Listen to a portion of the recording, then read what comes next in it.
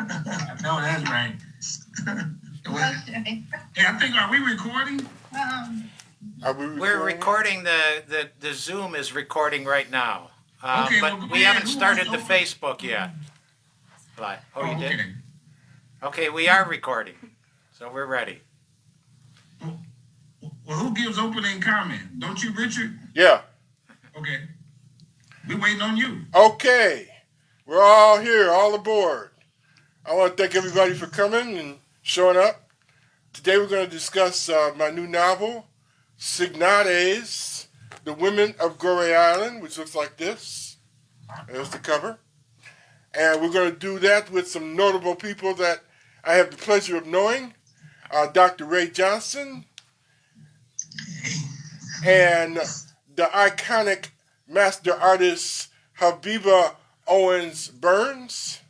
Hey, Habiba. Yes, and our host, the magnificent Anthony Bogdan. Yes. Hey, everybody. Hey. So at this point, I just wanted to react with you as far as what your opinions and insight on the novel that you have read and some of your experiences with actually going to the motherland and visiting the island of Goree. And we'll start with you, Dr. Ray Johnson. Okay, thank you. Well, I'm happy to be here. And of course, with all of you, and your book is really dynamic. And one of the things that is significant and important to me during a time that we find where we're an all-time high in terms of dropout rate in schools, and right now it seems that 1 out of 6 kids not able to read in about the 3rd grade, that one of the things that having the historical perspective for our young people, it helps in terms of their achievement, it helps in terms of who they are. I remember some years ago, a young man came to me, he said, well, I don't know why. I said, well, if you don't know who you are, you don't know what you're called to do. And one of the things about your book, Richard, it contributes to the notion of knowing who we are. I was looking at some facts the other day and was talking to a teacher, and she said, yeah, I'm going, one day maybe I'll go to Africa. You know, it's not very far, it's not very large. I said, ma'am, you don't know. As a matter of fact, I shared this maybe before. I told her, I said, you know, you can fit land mass of the lower 48 U.S. states multiplied by 3 into the continent of Africa. I said, we're talking about 56 countries make up the continent of Africa, or 1,000 different languages, covering 12 million square miles, 22% of the world total land surface. So when I mentioned that to she said, wow, I say in Africa as being the cradle of civilization where it began. And so with her not having that information, then she cannot share that. My experience has been this, that when we have schools that have integrated the knowledge of African history, we've discovered that their performance academically is higher, their self-esteem is higher, because then their self-concept recognizes their strengths. And so this is why it's become so significant of your book, Richard, and why it's so important to have that level of integration. In my school, one of all the schools that I've either consulted with or created around the country, and then outside the country, you know, we had a school in Ethiopia, and also in Ghana and Egypt. We would do a thing called Harambe. And Harambe, of course, is Kiswahili for coming together. Every morning, the youngsters would do Harambe. And they would speak and they would meditate, and one person every day would lead them, every student. And they talk about, I am somebody. And over time, it began to raise their sense of self. The young man who used to always call each other names like you black this and you black that, it transformed them to see where black was beautiful. And so it is when we begin to take a look at high performance in school, the whole concept of helping young people to know their history and their culture and the positive nature from which they've come, from the cradle of civilization. it changes who they see themselves, and the self-concept builds you and allows you to become even more in terms of academic growth and character development. So it is that this is extremely important.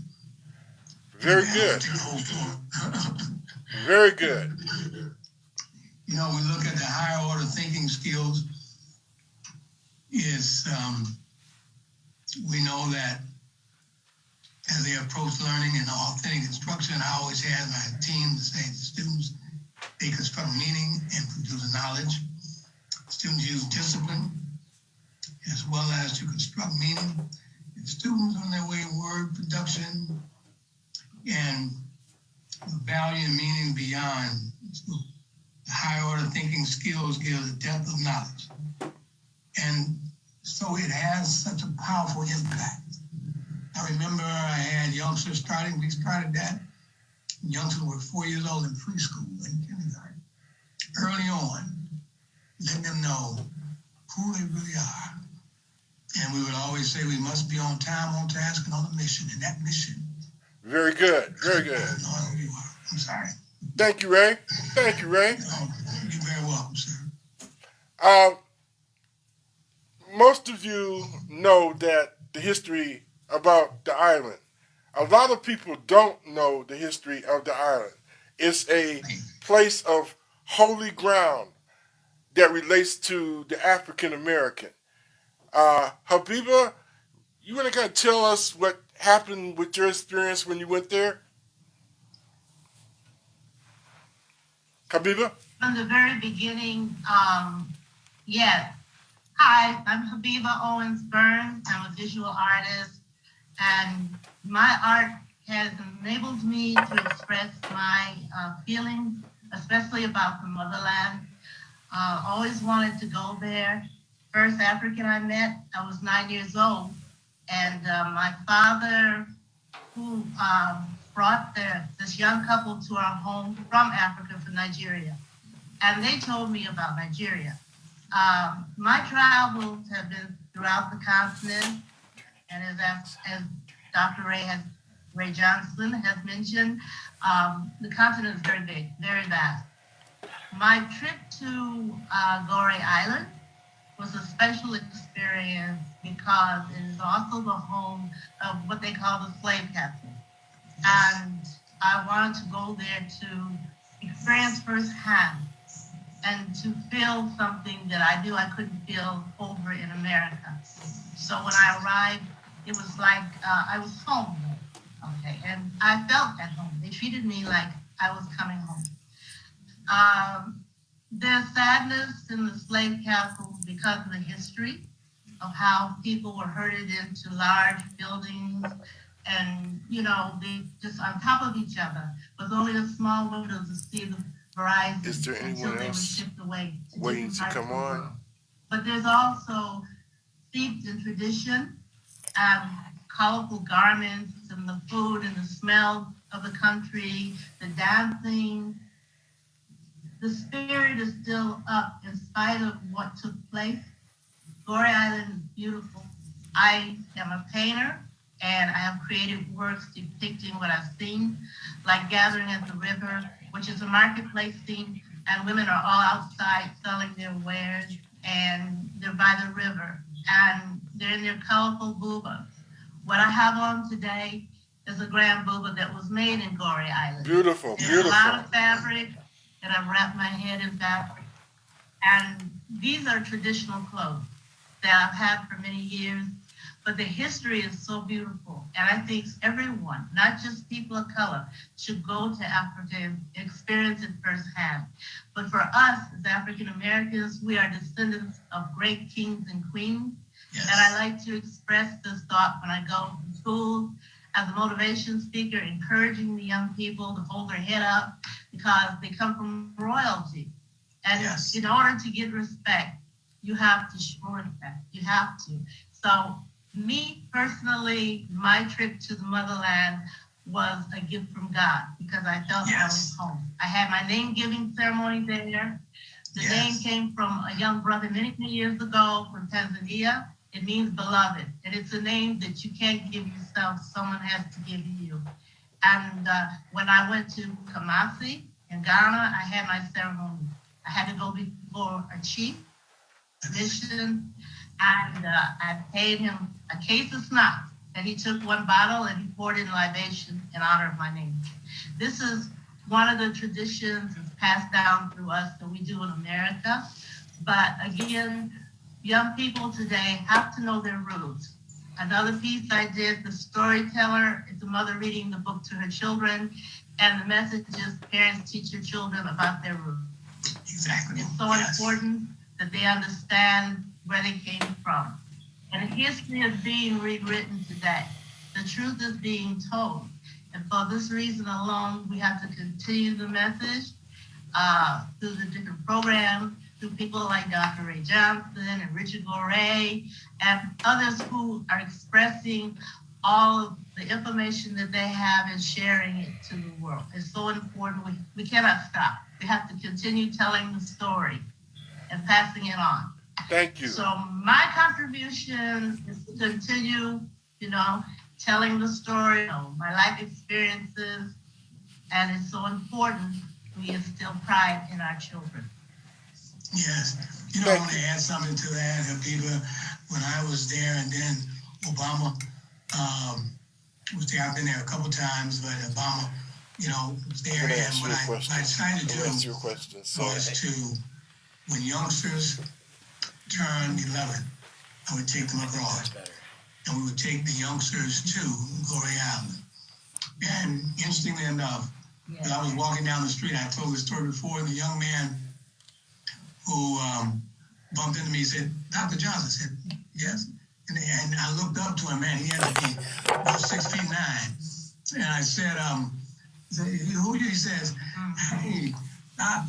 And he told me who it was. I said, wow, he said, I remember I lived so deep on the east side. I'm going to go to Anthony first. We hadn't been east of Belle Isle. He said, but I remember when I was 11, you took us across the world to Africa, to Goree Island. He said, it changed my. I said, oh, man, I'm so happy. He said, yeah. I said, what are you doing now? He said, I'm in international law. Oh, I nearly broke down in tears in my eyes, Beautiful. In terms of that impact that it had on him and all those young people for so many years. Beautiful. So it is just, as I listened to, as you were indicating, going there. And then I had the opportunity to be in the naming ceremony in Ghana for the schools I helped create there, and they renamed me, and that whole process is just loving and beloved. Yeah. It's so very powerful. And if our young folks can understand, and I had a project where my parents would have to be orientated in terms of that history and that culture, and made such a difference in terms of these youngsters' performance academically, as well as their performance in terms of their careers to this day. And such a blessing. Such a blessing. Anthony, I want to ask you a question. As a distinguished author as yourself, what is the value of historical information to the African American community do you feel that we have to contribute from our generation? Well, the value of it is that if one of the earliest things that happens is that it gives you a sense of pride. Yes. Knowing all the things that have been accomplished, and it makes you feel good about yourself.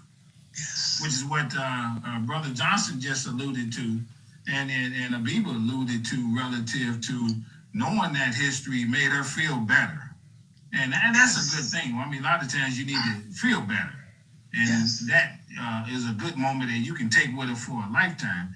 And then the other thing that it does is that it enlightens you. So that you can understand the standard that has already been set. I read about history, and there's a bunch of facts that I didn't know. Yes. Maybe the people who were doing the teaching at the time, they didn't know either. Instances like slaves who owned businesses. That's an amazing fact. If I would have known that then, I would have never had a job. I would have just understand if they can do it, I can do it. And so that's, one of the beautiful things of understanding your history. And then you can kind of get a feel for what they went through, which again inspires you to overcome whatever obstacles you may have. And the other part is it just gives you a sense of community so that maybe you don't start saying all the things that are wrong in the community once you know all that has happened, because what has happened has not delayed the growth that we already have. People say that we used to have all and we don't have them, but we really kind of flipped the dialogue relative to the type of businesses that we have. I mean, we got, educational consultants who would, like, again, Mr. Johnson, and artists who are like Ms. Byrne, Habiba, who are just internationally known. So those aren't that, mom and pop storefront type industry, but we've grown in many ways beyond that. And so once you understand that we were there, there are still them that are out there doing it, and we're even more successful than we were today. Back in the day, it just makes you feel better. Yes. Very good. By the way, that book of his is a great book. If you don't have it, get that book. Yeah. Again, it is. Since you said something, it's called "Business and the Black: The Rise of Black Business in America." Very good. Anthony, hold that book up again. Hold the book up again so we can get it. Hold it up again. Yeah, there you go. I'll hold it up all through the show. I got no problem with that. I don't mind. I was there too. Yeah, hold it up too. And what I do is I talk about three different topics. And I'll go real quick. One about how the slaves learn how to read and write. And so when you talk about your history, you're like, well, dang, what did they have to go through to learn how to read and write? Well, they had to go through the threat of being killed. That's right. To even just and then they didn't care. Some of them said, "Hey, I'm gonna take that chance." That's right. And they did some very innovative things to gather an education and to teach them themselves. The other thing that it does help you understand is it wasn't just black people working together. There were others, other races, white people, for a better way of putting it, that helped us. Yes. And so maybe that can help us, mend that gap and get an understanding that it's not all us against them, and has not been throughout the times. And then the other thing, sorry to say, but we talk about what racists did to destroy black business districts, not just Tulsa, but across the country, the massacres that happened and the riots that were inflicted upon us. That's always been the case. Racism has always been there, and they've always been upset at our success. But we keep fighting on. I mean, even after what happened in Tulsa, they built Tulsa up bigger and better after that 1921 riot, massacre is really what it was. But then I identify over 150 black-owned businesses that were started, 15 of them started by slaves. And we go up to about the 1960s. The last one I mentioned is the Motown Sound. Yes. Okay. Which was in 1959. Okay. Yes. Now, Anthony, with that being said, I'm going to point the camera to Reverend Steve, who has read my book, and get his take on why the information that he conceived and how it would make better race relationships. Understand that we are broadcasting now from Dearborn, Michigan, and this is something historical. We're reaching out to all the community, all races, to get like you said, a better understanding, Anthony. So with that being said, Reverend Steve. Well, first of all, I enjoyed very much Mr. Goree's, Richard's book. And the couple things that I found fascinating was that it's told from the standpoint of a storyteller. You don't get that right at the beginning necessarily, but you understand that it's the storyteller is telling the tale, the story. Also, we were talking earlier, I found intriguing that that he focuses on women in particular, which is I think something that not everybody understands about African culture is that it's a matriarchal that history, that family lineage and things is through the female, the mother, and I thought that was really interesting point. And one of the things that you point out is how these women, even though they were placed in very difficult circumstances, that they were able to achieve a certain amount of power, and it was almost subversive kind of power. That it was in spite of the roadblocks, the obstacles that they had of racism and slavery and things, but they were able to rise above that and achieve power and survive this kind of harsh environment. More than harsh, it was horrendous environment. Very good. Very good. Thank you. My book being a novel, it tells a story. And like Reverend Steve said, I consider myself a storyteller, which in Africa, it would be the griot. Here's my book. Close up on that. Now, it's in all the internet distributors as far as pay, print, on demand.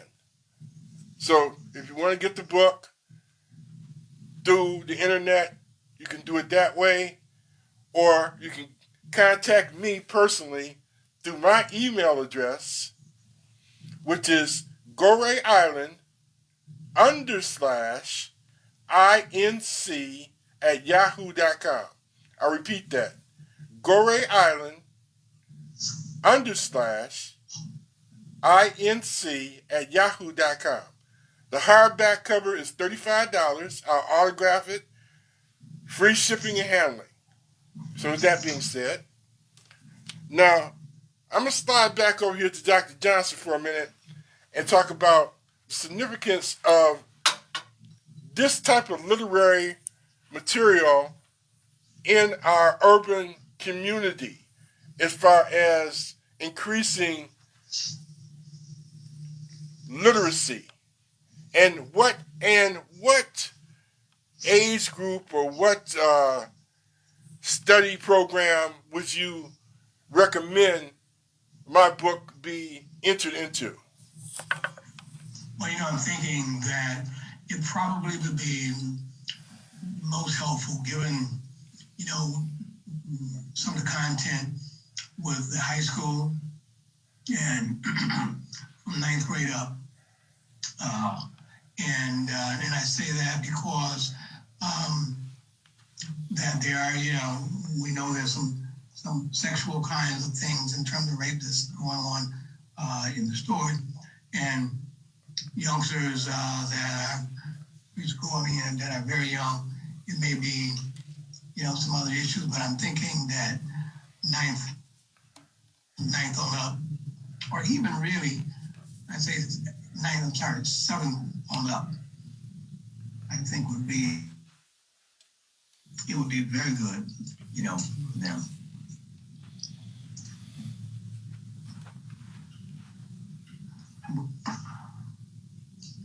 Yes. Yeah, Richard. Oh, yeah. I'm sorry.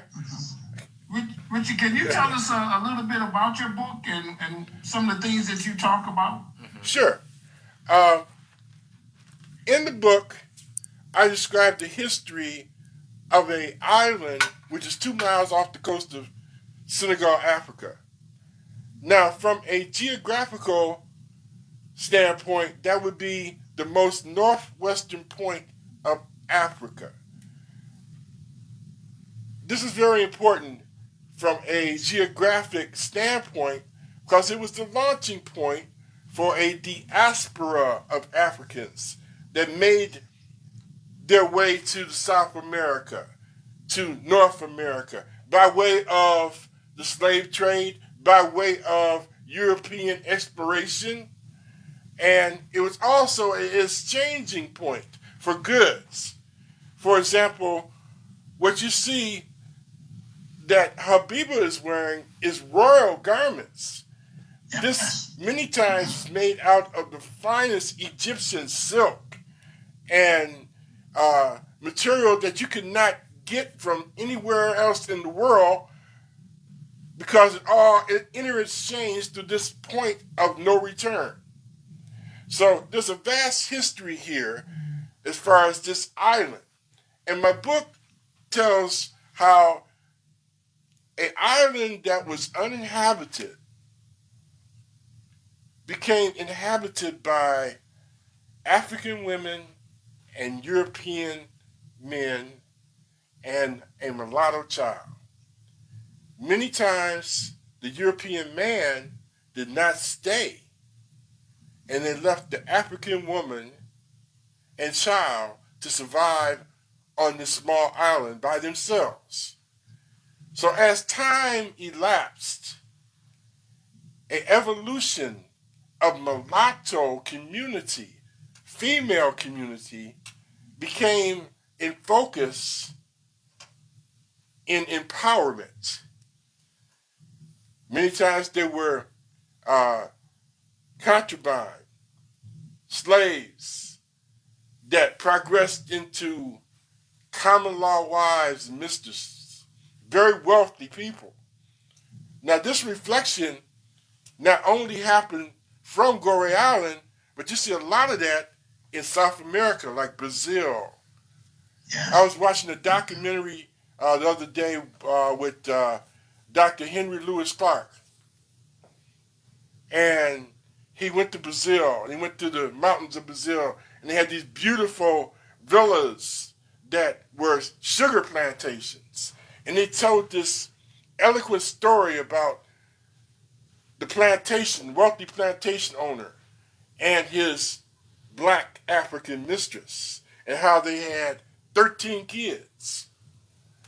It's a history that evolved from the small little island, a diaspora of Africans that went from there all over the world.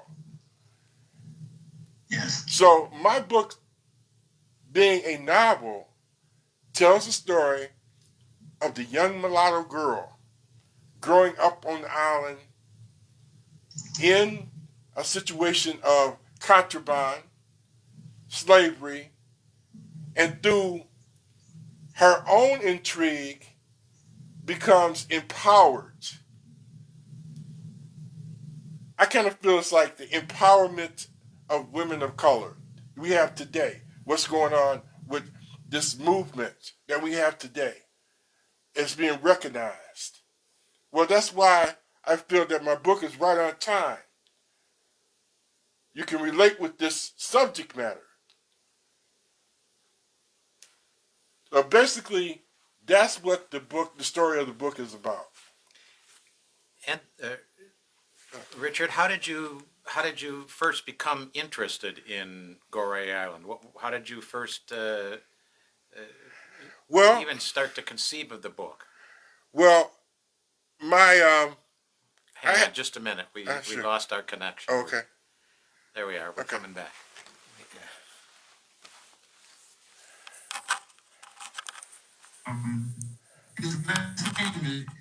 I don't know. We're back on. Once he researched it and discovered that that's from his family. Yeah, we're back on. Yeah, so- We're back on. The story goes, okay? I was watching Alex Haley's Roots. Everybody with me? Everybody there? I was watching Alex Haley's Roots. And remember the part in the movie when the African father took his child away from the village at night. And he held the child up to the sky and he said, "Behold, the only thing more powerful than yourself."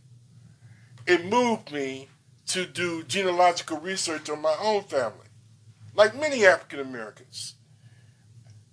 At that point, I started searching through the house, going through dresser drawers, and I found a picture of my great-grandfather. I took that picture. I went to the library here in Detroit, Michigan, main library, and I started doing serious genealogical research that led me to information that showed that how the Goree family came here during the 1800s.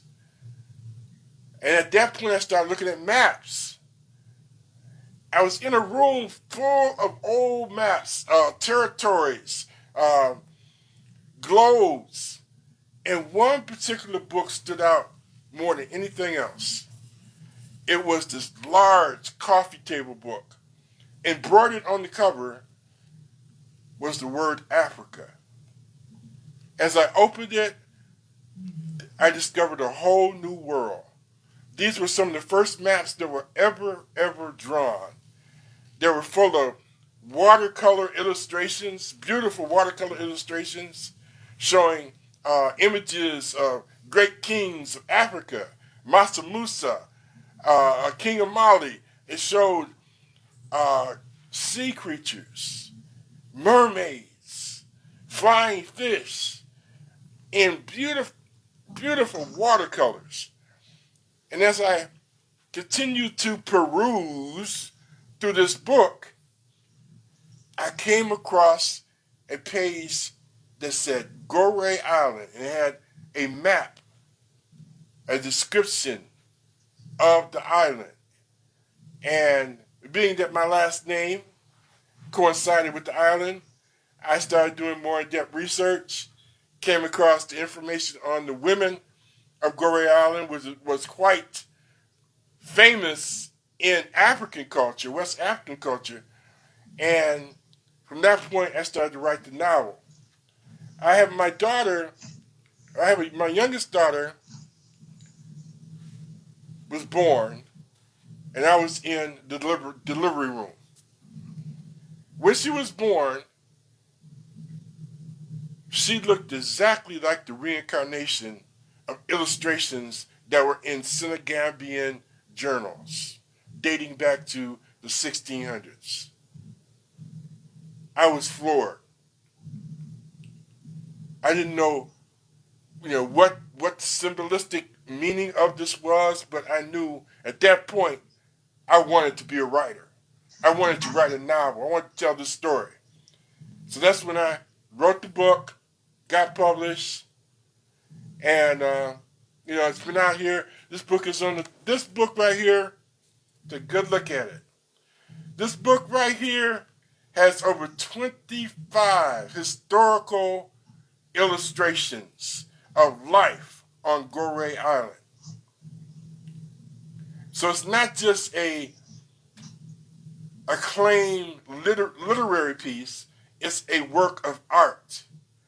My passion, I wanted to see this become something that's not only recognized within the academic realm, but in the art world. So when you look at my book, make sure that you are able to take in that what you're seeing over each chapter is illustrations of that time and place and those people. In that, Richard, let me ask you a question. What's the title of the book, and how did you come up with that title?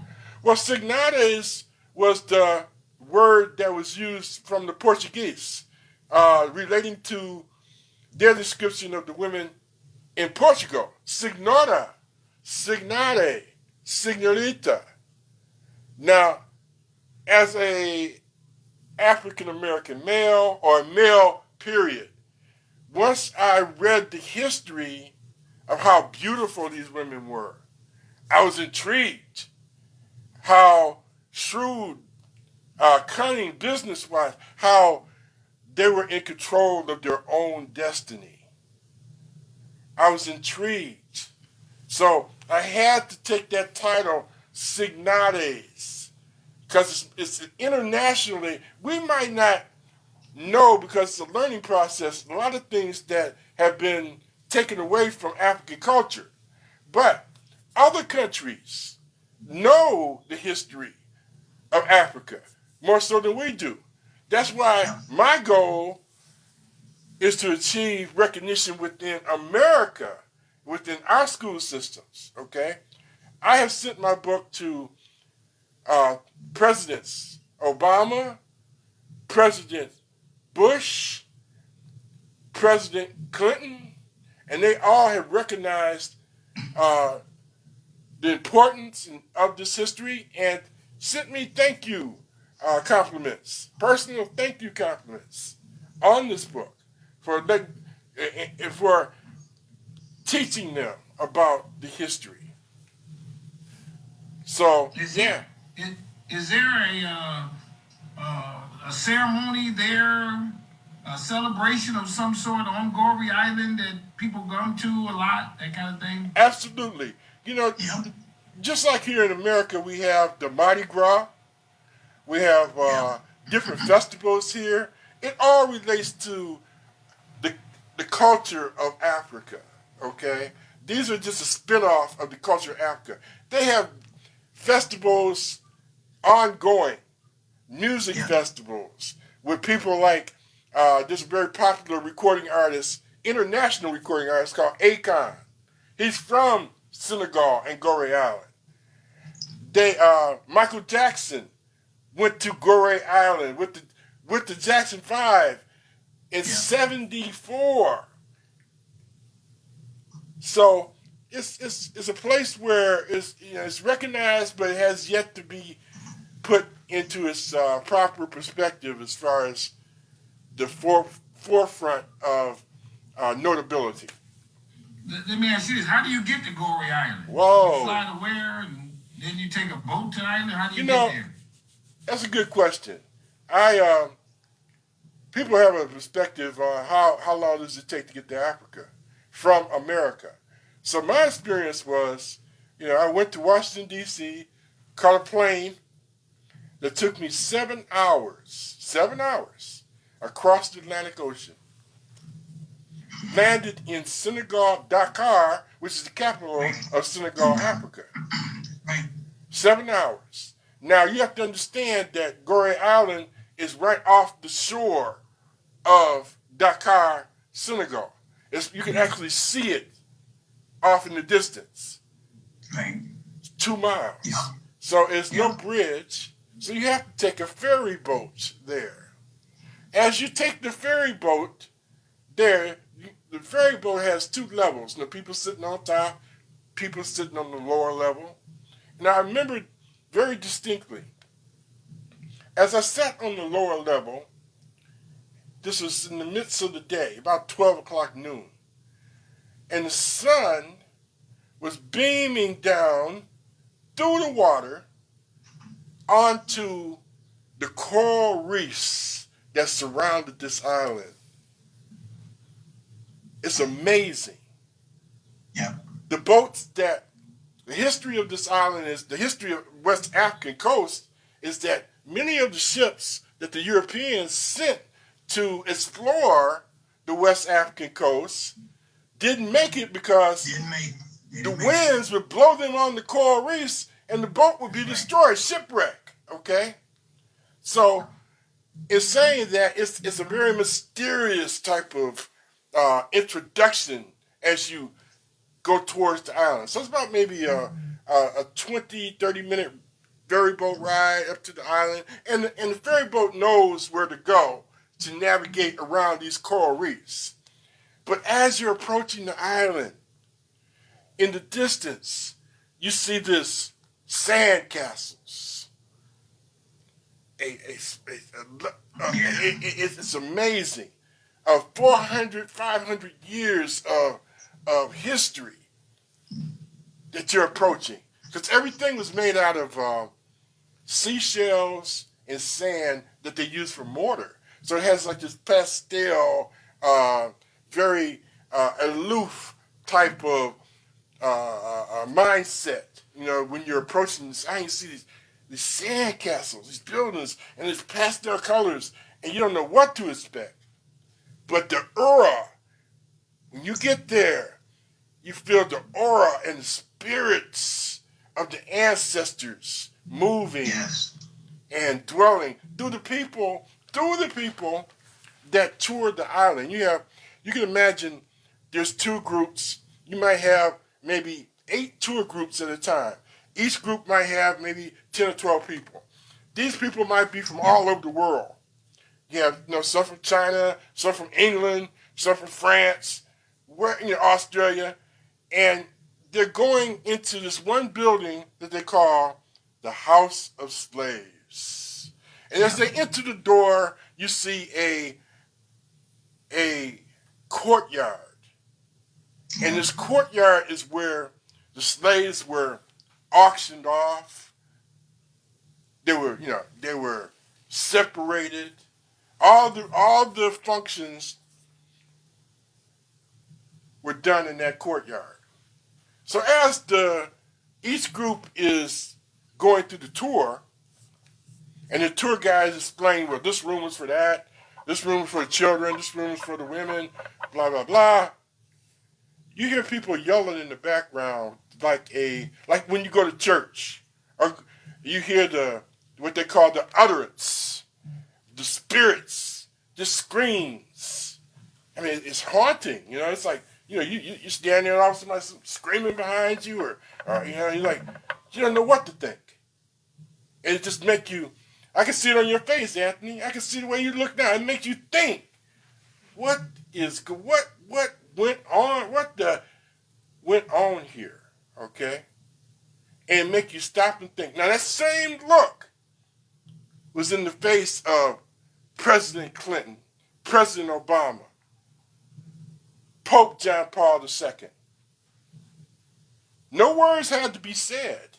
That same look. What went on here? And those spirits tell you. Did you stay on the island overnight, or? I didn't, personally, I didn't stay on the island overnight. I had some conferences there. I met with the administration there.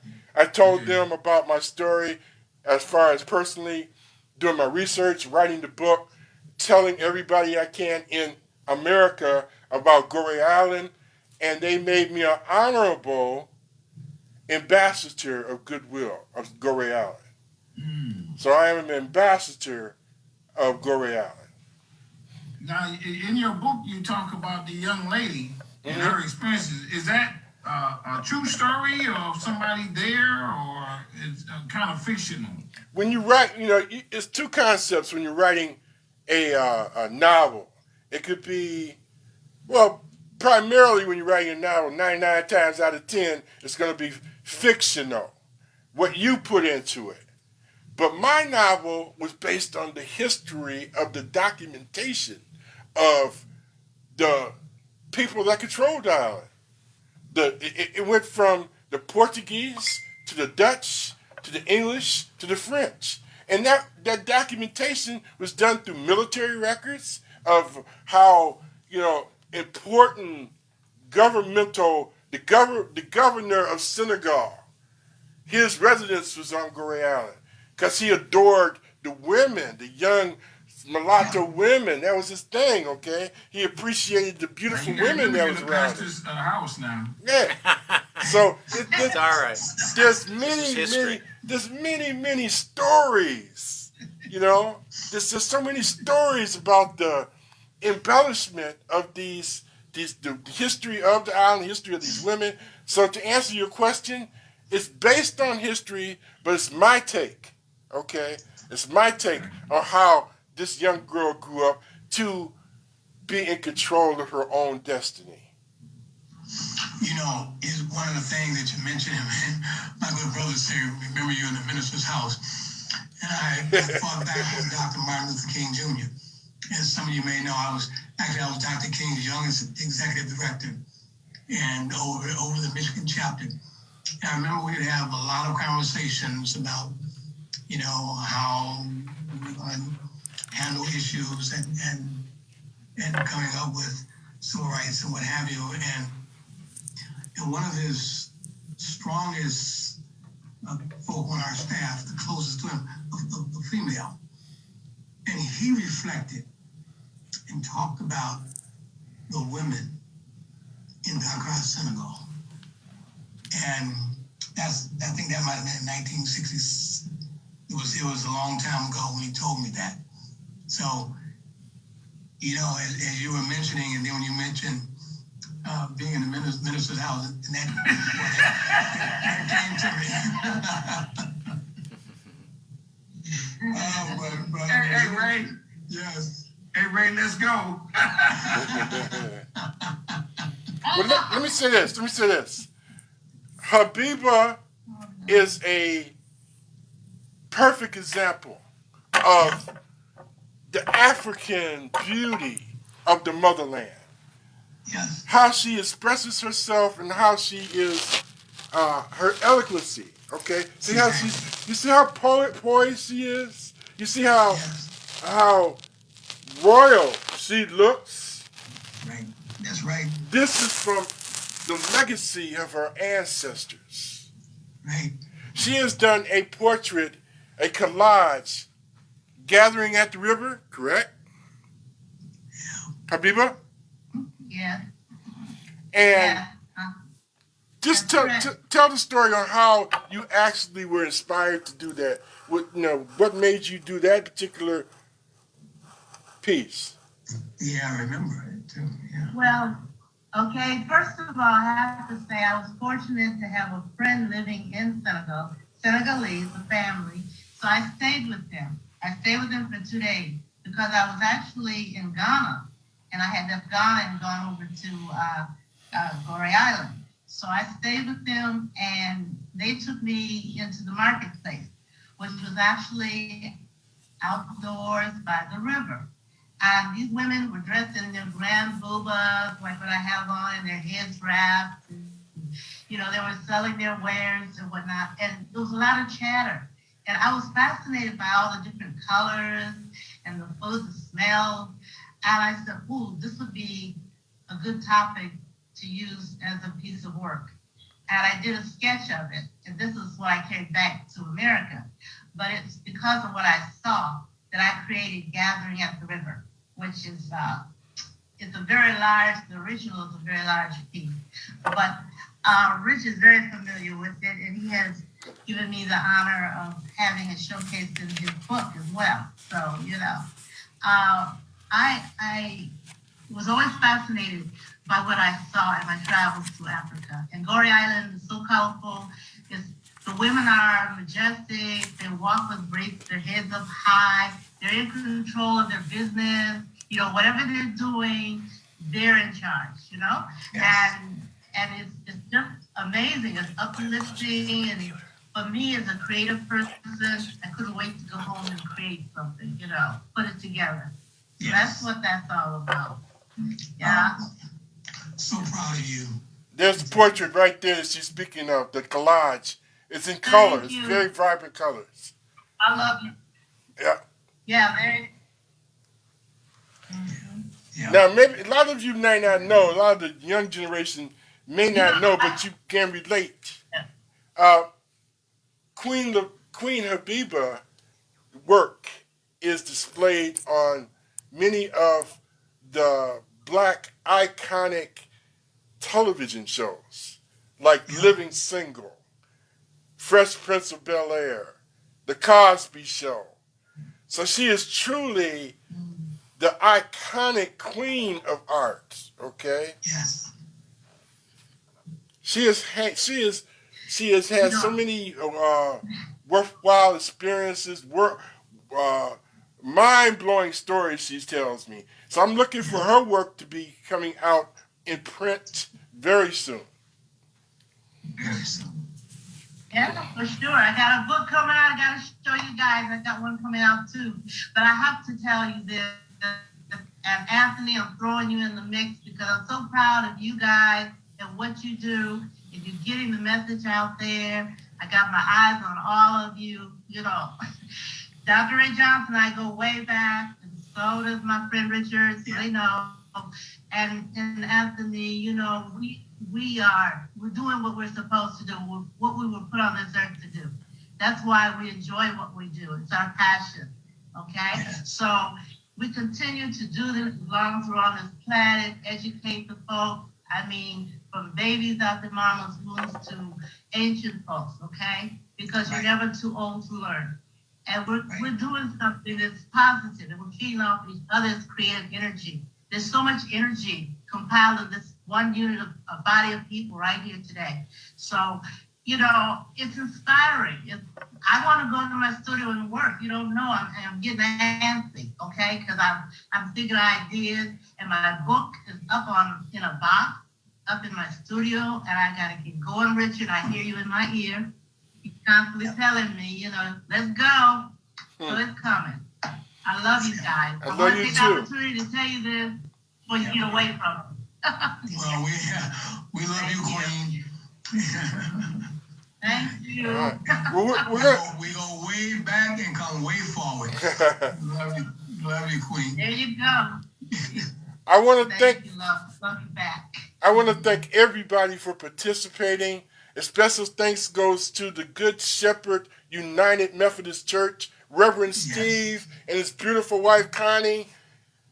Thank you. This has also been supported by the Beaumont Hospital of Dearborn, which Dr. Ray Johnson is a board member. Thank you, Anthony, for participating and give us your input and your knowledge. Again, we're going to close out, and if you want to contact me, my email or my Facebook page, Richard Goree, email Goree Island, GOREEISLAND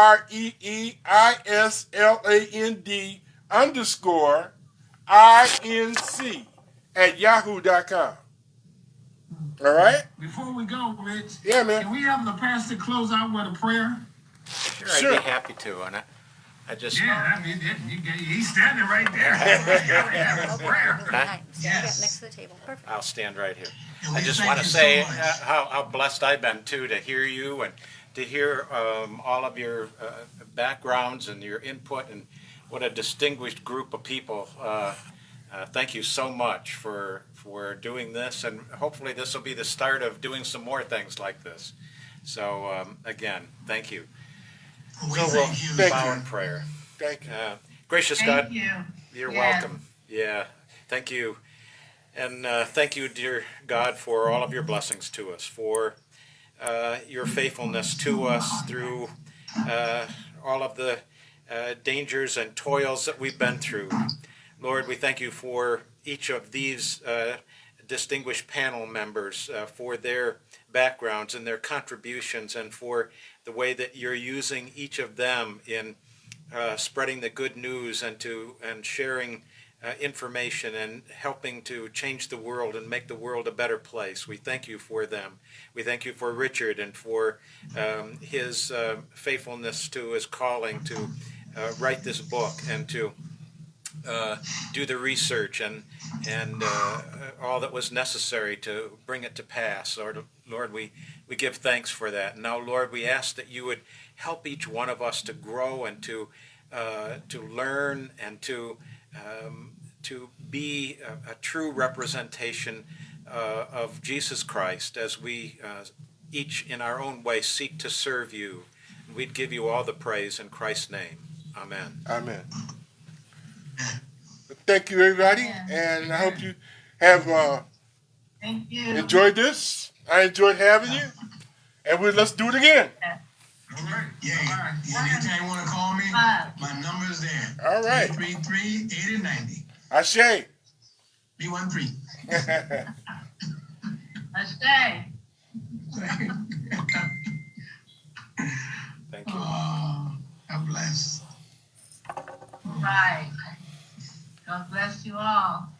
God bless. God bless Queen. you. Mr. Long? If you want to We're be. just we're ending now.